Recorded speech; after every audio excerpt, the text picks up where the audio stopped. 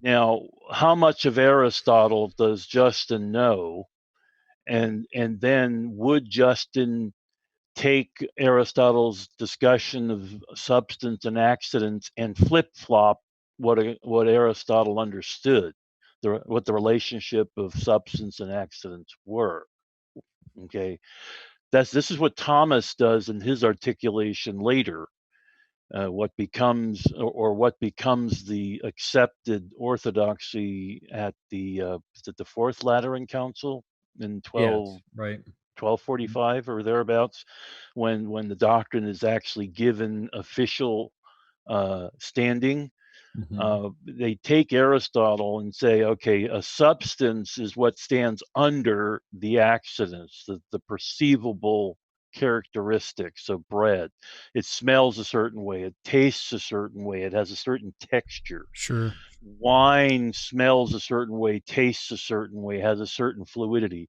Okay. Those Aristotle would say those are things that can change. The wine can change, the color could get darker or lighter, could get stronger or weaker, etc. The bread, and similar things with the bread. But what is going on in the fully formulated doctrine of transubstantiation is not that the accidents change. In other words, Camden has a full head of hair as opposed to Camden shaves his head. Okay, and I can say that because I do the same thing. Okay, so Well, somebody asked Carl Trueman this once in class because he was teaching on substance and accidents in Reformation, and he was speaking about hair, and he goes, hair is an accident because you can lose your hair and you still are who you are, right. essentially. And one of the students very, very quickly opined, well, Dr. Trueman, wouldn't you say that your hair loss is rather substantial? Yes, it's we discover that what is the metaphysical nature of accidents, right? They partake of, in some way, of the substance, but they are not technically, I guess, they do not have fully substantial uh, uh, status. But anyways, the Okay. point is It's that for equivocation. Aristotle, a substance can remain, but the accidents change. Sure. Our hair goes from red to white as We we age the through the joke process works of gray, the joke right? works because we're Yes, equivocating. We're not because we use the words in slightly different ways in the same conversation, right. right? Sure. Uh, But with transubstantiation, it's not that you have the accidents changing, the bread growing moldy, the wine turning into vinegar. What you have is the substance changing with the accidents remaining the same. In other words, the wine Right. is purple or red with a wonderful bouquet.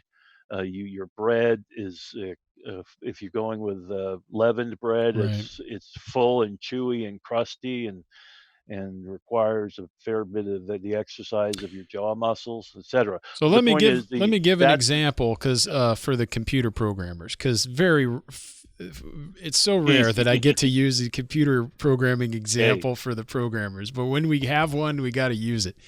So if you know anything about computer science, and my memory is fading, but you can have a variable, and you could point have a variable point to a specific memory location. You have a pointer. Now that's a variable. It's pointing to one thing. You can have the same variable and then later on change the pointer, and the pointer is now, it's the same variable, but now the value of it is pointing to a different memory location. And so that's kind of how, the Aristotelian form works here, that you can have bread and wine, which are real bread and wine. They look like it, they smell like it, taste like it, everything. And their substance is bread and wine. But what happens in transubstantiation is all the sensible aspects, all the accidents change right. or do not change at all. So they still look like, taste like, smell like bread and wine. But now the substance that's behind them, the value, the memory location is not bread and wine, the ultimate bread and wine, the substance of bread and wine, but now it's the body and blood of Christ. So that's how they view that, loosely speaking. But it's also important that this doctrine developed much later on, and just for the sake of our conversation, when we think of Thomas Aquinas, we think, wow, that's really old, long time ago, 13th century. Oh my goodness, so far. Well, we're closer in time to Thomas Aquinas now than Thomas was to Justin Martyr. So exactly correct. We need to have that scale just for the sake of our consideration, and not just think that since Justin Martyr is a long time ago and Thomas is a long time ago, therefore they must have, I don't know, hung out at the pub together and shared ideas. Well, yeah, they went to Monks in Philadelphia. Right. I've been there too, so I guess I'm one of them. Yep. But anyway, the basic point being made, we got to get this is why dates are important in history. They actually make a difference. So we got Glenn way off subject here, but we got going back to talking about the blessing and talking about the word, the formula. It's still interesting to think of what Justin Martyr would have thought, and then how that developed over the next 1,400 years. I mean, you're talking Justin at 150, say, and you're talking Thomas, who passed away in 1274, 1275 in that neck of the woods. So you're talking, we're 800 years removed, say, and Thomas is 1100 years or so removed from Justin. So that's the point you were making. So we could see that what he says here could be construed to be consistent with a fully developed doctrine of transubstantiation, and yet at the same time it would be erroneous, I think, for anybody, us or anybody else, to read that fully developed doctrine into Justin.